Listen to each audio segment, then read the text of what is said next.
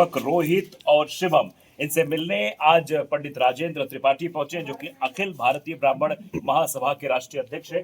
इनसे बातचीत करते हैं, क्या कुछ ढांढस बंधाया गया और क्यों यहाँ पहुंचे, क्या मंशा लेके आप ये इन बच्चों से मिलने आए।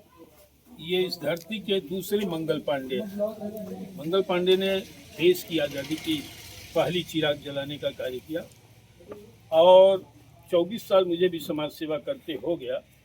मैंने ऐसा सनातनी भी जुबान से कोई कहे लेकिन सनातन के पक्ष में अपनी जान की बाजी लगा करके सनातन द्रोहियों को उचित जवाब देने का काम और सबक सिखाने का काम किया।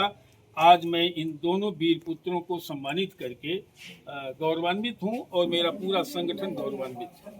लेकिन आप एक सवाल और उठ जाएगा, जो लोग इनसे मिलने आए उन्हें कहा जा रहा है कि जो प्रोत्साहन राशि भी इनको जो लोग दे रहे हैं वो लोग ये बढ़ावा दे रहे हैं कि ये लोग और भी किसी को मारे।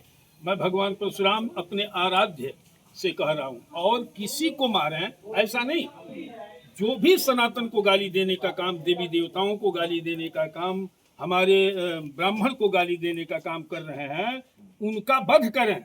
मैं आपकी मीडिया के सामने कहता हूँ, ये राष्ट्रद्रोही हैं, समाजद्रोही हैं। जो समाज में विद्वेष फैलाने का काम करे और गाली देने का काम करे धर्म को, देवी देवताओं को, तो उनका यही उचित दवा है। ऐसे वीर पुत्र अगर 100-200 पैदा हो जाए तो कोई सनातन द्रोही, विप्रद्रोही, राष्ट्रद्रोही, समाजद्रोही पैदा नहीं होगा।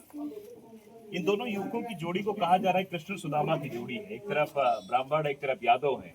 इसको आप कैसे देख रहे हैं, क्योंकि जातिगत चीजें उत्तर प्रदेश और बिहार में बहुत समाई हुई। ये सही बात है, ये सुदामा और कृष्ण की जोड़ी है और उन्होंने इतिहास दोनों ने लिख दिया।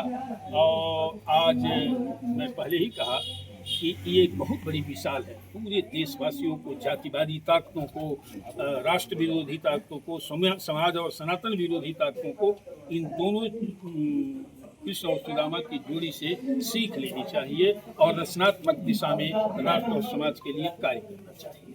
एक बात और, क्योंकि कहा गया जिस तरीके से ये विरोध की पूरी टिप्पणी चल रही थी जब इन दोनों चर्चा में आए, अब उसके बाद सोशल मीडिया पर और भी गंद फैल गई।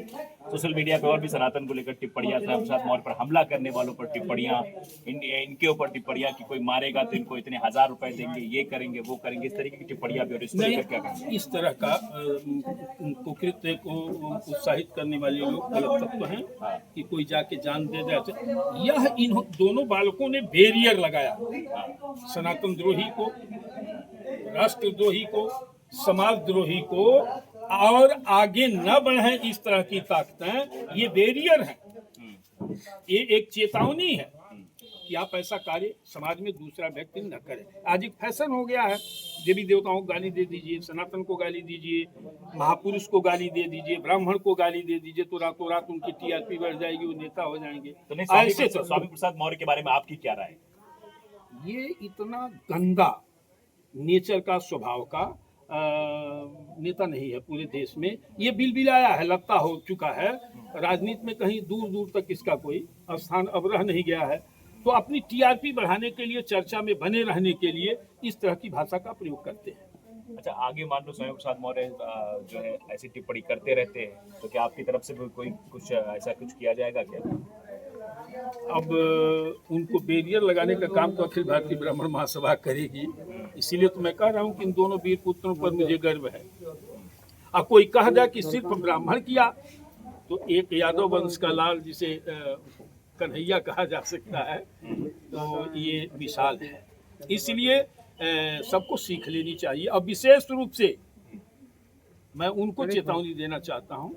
इधर मैं देख रहा हूँ सोशल मीडिया पर गाली गुट्टा और संसदीय भाषा का प्रयोग करने वाले, चाहे वो धर्म के प्रति, सनातन के प्रति, राष्ट्र के प्रति, समाज के प्रति, ब्राह्मण के प्रति, और संसदीय भाषा का प्रयोग का शौक बंद करना है।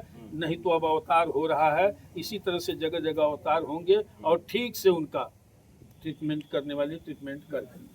अच्छा, ये बताइए, क्योंकि इनके ऊपर तो कार्रवाई हो गई, लेकिन जिन लोगों ने इनके ऊपर हमला हुआ अभी तक उन पर कार्रवाई नहीं हो रही, मांग लगातार हो रही है लेकिन उन पर कार्रवाई नहीं, तो इसके लिए क्या करेंगे आप? अगर कार्यवाही नहीं होगी तो विधानसभा नहीं चलने दूंगा। ये राजेंद्र नाथ त्रिपाठी का बात। झारखंड में यही स्वामी प्रसाद मौर्य 5 निर्दोष ब्राह्मण बच्चों की निर्मम हत्या पर फाइनल रिपोर्ट लगवा दिया था। और मैं कहा था, पांचों पीड़ित ब्राह्मण परिवारों के जाकर मिला था, और मैं कहा कि अगर पीड़ित परिवारों को न्याय नहीं दिला पाया तो मैं विधानसभा चलने नहीं दूंगा।